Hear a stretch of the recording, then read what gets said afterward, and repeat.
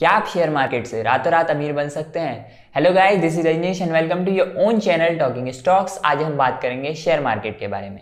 Share market होता क्या है? What is share market?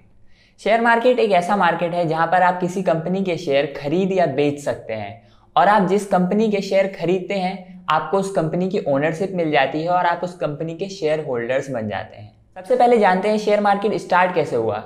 According to Guinness Book of World Record 1602 में पहली बार डच ईस्ट इंडिया कंपनी ने अपने शेयर एम्स्टर्डम स्टॉक एक्सचेंज पर लिस्ट किए।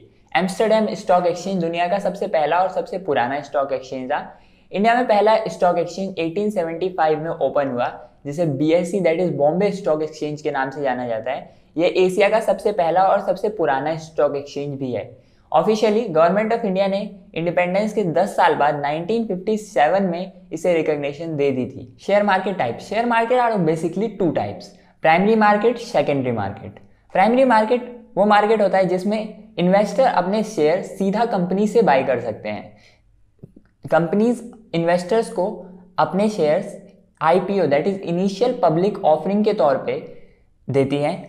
और इंडिया में सबसे लास्ट IPO जो आया था वो 16 मार्च को आया था, that is SBI card IPO। And upcoming IPO अभी रोजसारी बायोटेक का है, जो कि 13 से 15 के बीच में लॉन्च होगा। अब आपके दिमाग में एक सवाल आ रहा होगा, एक बार कंपनी ने अपने शेयर बेच दिए, डायरेक्ट कंपनी ने खुद बेचे अपने शेयर, दूसरी बार क्या कंपनी फिर से अपने डायरेक्ट शेयर बेचेगी?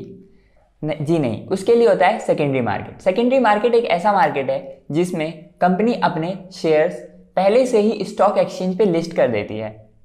मान लीजिए कॉलगेट है, उसे अपना शेयर बेचना है। अब कॉलगेट एक बार IPO ले आई, प्राइमरी मार्केट से IPO आपने खरीद लिया, आपको दोबारा खरीदना है, तो क्या कॉलगेट दोबारा से अपना IPO लॉन्च करेगी? जी नहीं, सेकेंडरी मार्केट में पहले ही इसे लिस्ट कर दिया जाएगा और आप स्टॉक एक्सचेंज पे जाएंगे और ब्रोकर की हेल्प से उस स्टॉक को, आप जो भी स्टॉक चाहते हैं, कॉलगेट का स्टॉक है, जो उसकी स्पेसिफाइड प्राइस होगी उस पर खरीद लेंगे। Stock exchange in India. India में बेसिकली 17 स्टॉक एक्सचेंज है, जिसमें से मेन स्टॉक एक्सचेंज दो ही हैं, जिसे हम BSE और NSE कहते हैं। BSE is Bombay stock exchange and NSE is national stock exchange. अब आप सोच रहे होंगे हम शेयर मार्केट में शेयर खरीद बेच कैसे सकते हैं? इसके लिए पहले के ज़माने में क्या होता था, जब इंटरनेट नहीं हुआ करता था, हमें जाना पड़ता था, बिड लगानी पड़ती थी, कैश में खरीदना पड़ता था, स्टॉक एक्सचेंज तक जाना पड़ता था, मुंबई जाना पड़ता था, ब्रोकर्स हाई चार्ज लेते थे आपके इस काम के लिए। लेकिन जब से इंटरनेट आए, इंटरनेट ने ज़िंदगी को सिंपल बनाया है, इतना आप भी जानते हैं, मैं भी जानता हूँ। तो इंटरनेट के आने के बाद से सब कुछ ऑनलाइन होने लग गया। आप ऑनलाइन अपने शेयर खरीदने बेचने के लिए एक डीमेट अकाउंट खुलवा सकते हैं। अगर आपके पास अभी भी डीमेट अकाउंट नहीं है तो be sure to check out my link in description to open your first demat account and start stock marketing. अब टाइम है आपके क्यूरियस क्वेश्चंस का। सबसे पहला क्वेश्चन जो आपके दिमाग में आता है, अगर हमने आज शेयर खरीदा तो हम शेयर को बेच कब सकते हैं? तो इसका जवाब है, अगर आपने आज शेयर खरीदा तो आप इसके 10 मिनट बाद भी बेच सकते हैं, आप 15 मिनट बाद भी, 4 दिन, 5 साल, कभी भी बेच सकते हैं। बाद में एक और सवाल आता है, क्या कंपनी हमें अपने प्रॉफिट में से पैसा देती है? क्या शेयर होल्डर्स कंपनी के प्रॉफिट के हिस्सेदार होते हैं? इसका जवाब है partially yes, partially no. Share holders पैसा basically buy low sell high से करते हैं। जो शेयर मार्केट में स्टॉक जो होता है वो एक्सचेंज पे लिस्टेड होता है। आपने कोई स्टॉक खरीदा 100 रुपये में, फिर जब उसका प्राइस 200 रुपये हुआ तब आपने बेच दिया। तो ये आपको कंपनी ने नहीं, स्टॉक मार्केट ने दिया है। स्टॉक मार्केट में सिंपली होता है डिमांड और सप्लाई का खेल। जहाँ डिमांड ज़्यादा होगी वहाँ सप्लाई कम होगा। जैसे अब मान लीजिए मुझे HDFC बैंक का शेयर चाहिए। HDFC बैंक का शेयर अभी 900 रुपये में मैंने खरीद लिया, फिर कल कुछ अच्छी न्यूज़ आती है, डिमांड बढ़ गई, प्राइस भी बढ़ जाएगा और आपके पास ऑलरेडी 900 पे है। फिर आप सोचते हैं कि ये टाइम है, मैं अपने पैसे निकाल लेता हूँ, तो आप उसे 1100 में बेच देंगे और उस 1100 के रेंज पे कोई बायर खड़ा होगा जो उसे तुरंत खरीद लेगा। और इसी तरीके से जितने ज़्यादा बायर्स बढ़ते जाएंगे उतना ज़्यादा स्टॉक प्राइस बढ़ता जाएगा, और जितने ज़्यादा सेलर्स बढ़ेंगे उतना ज़्यादा स्टॉक प्राइस डिक्रीज होगा। तो क्या कंपनी का क्या काम? कंपनी क्या हमें प्रॉफिट दे रही है?